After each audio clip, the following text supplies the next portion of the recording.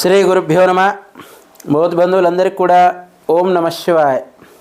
మరి రేపు కార్యక్రమము గోపూజ, గణపతి పూజ, పుణ్యావాచనము, ధ్వజారోహణ, మహానందీశ్వరునికి అభిషేకము, క్షేత్రపాలకుడికి అభిషేకం ఉంటుంది. కాబట్టి ఆశ్రమ కమిటీ భక్త బృందము బౌద్ధబంధువులు 8:30 వరకు ఆశ్రమానికి చేరుకొని కార్యక్రమాన్ని చూసి మరి మీరు భాగస్వాములై కూడా కార్యక్రమంలో యజ్ఞం కూడా ఉంటుంది. యజ్ఞాన్ని పూర్ణవతిగా చేసి మరి ధ్వజస్తంభంతో కూడినటువంటి ధ్వజం ఉంది కాబట్టి ధ్వజారోహణ కూడా ఉంటుంది.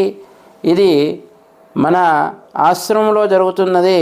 భక్తులు, ఆశ్రమ కమిటీ భక్త బృందమంతా కూడా మరి 8:30 వరకు సకాలంలో వీచేసి కార్యక్రమాన్ని విజయప్రదం చేసి మరి శివరాత్రి కార్యక్రమం కూడా విషయాలు మరి ఉంటాయి.